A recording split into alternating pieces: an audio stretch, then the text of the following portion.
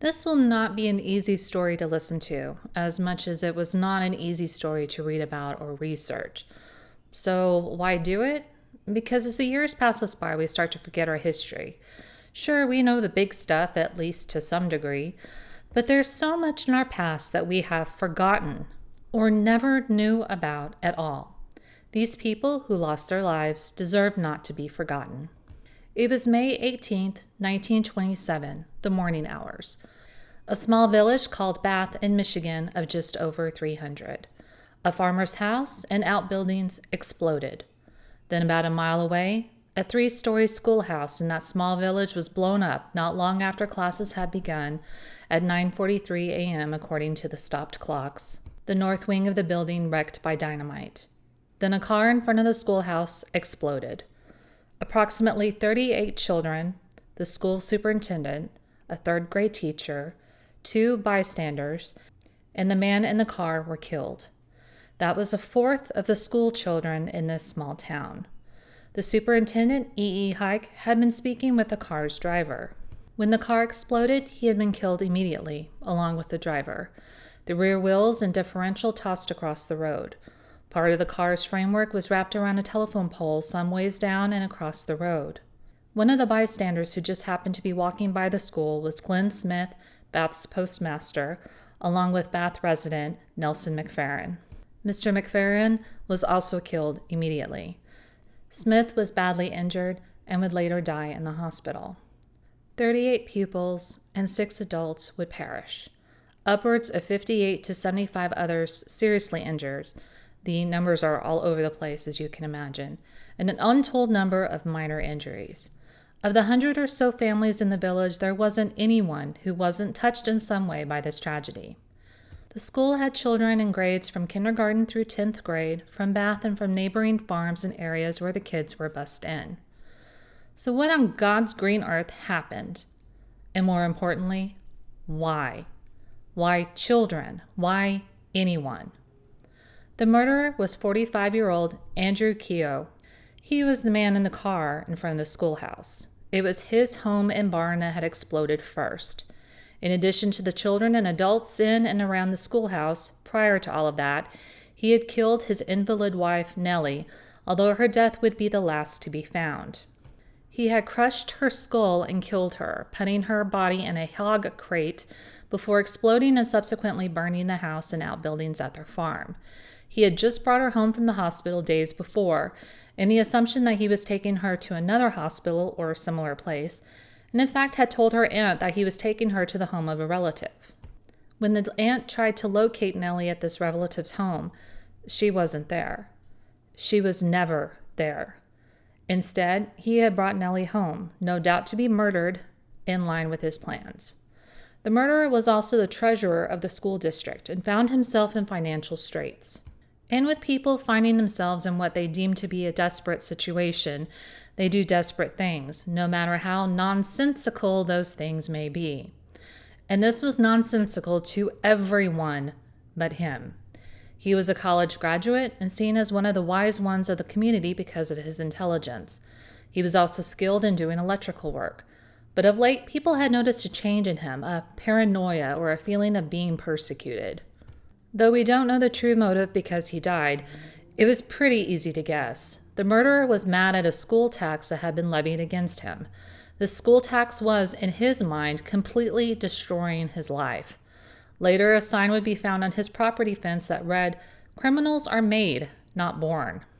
He had also opposed the schoolhouse in Bath that had just been put up 3 years earlier, a consolidated school that would bring in children from surrounding areas and in his mind would bring in higher school taxes.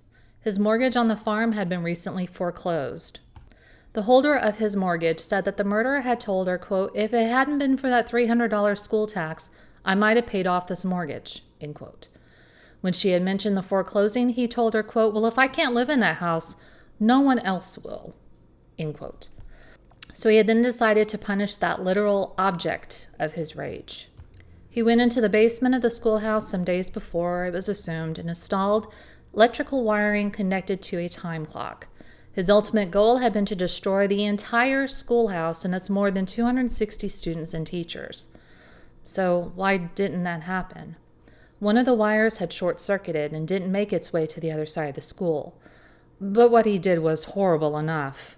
Witnesses saw him arriving at the school just after school had started, parked just outside. Somehow he had strung a wire from the basement to his car's engine, and then he set off the explosion from his car. The first explosion lifted the floors and burst the walls. A second, much heavier explosion demolished the building of the north wing. According to witnesses, when this happened, the murderer was sitting in his car in front of the school, laughing. The superintendent came running out to attack the murderer or what, no one knows. But that's when the murderer set off the explosion in the car by firing his rifle into the back of the car, killing the superintendent and himself. Rifle shells were found near the automobile, and it was thought that those had served as the fuses. Miss Bernice Sterling, one of the teachers who escaped, said, quote, "It seemed as though the floor went up several feet. Without warning, this terrible explosion came.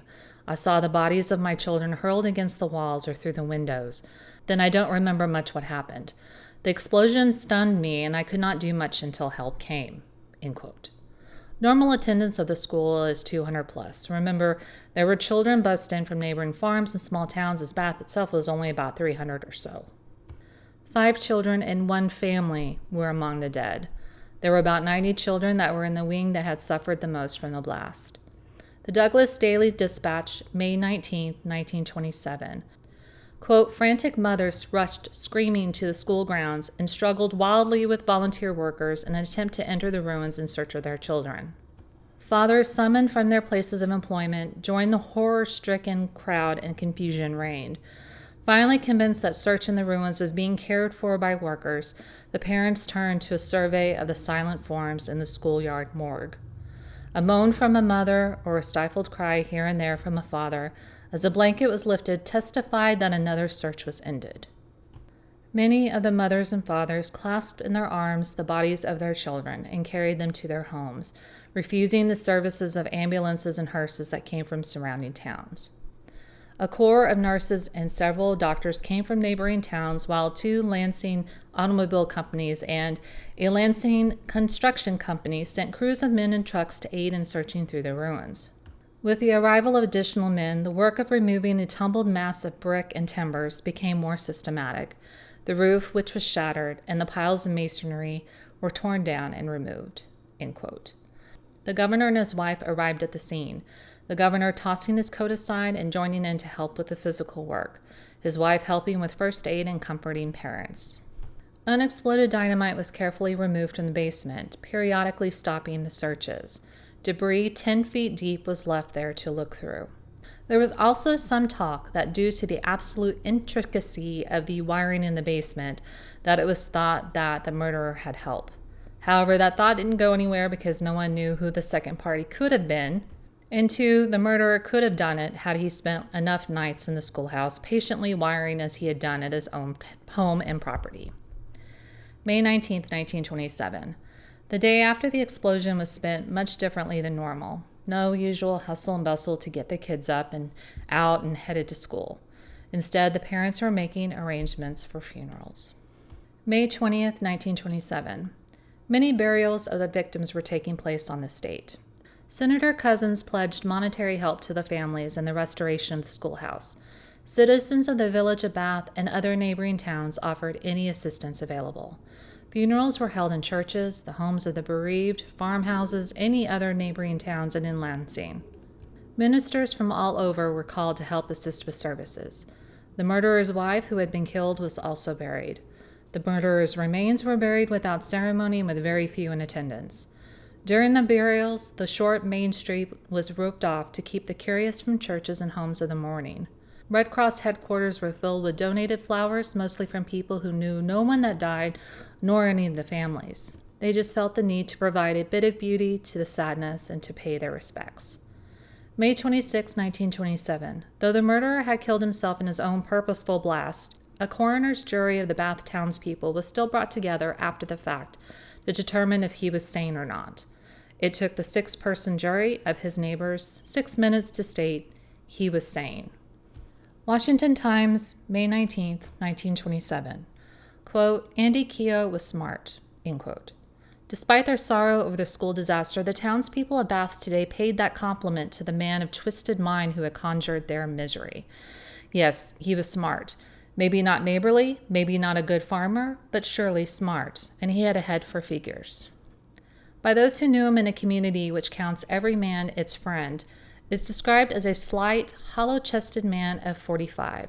Surly at times and always obstinate, he had a reputation for being closed-mouthed. After living in the area for 4 years with his wife, he requested the job of township clerk, which seemed to get him a little out of his shell. A little. But this is also when the quirks of his personality were seen more.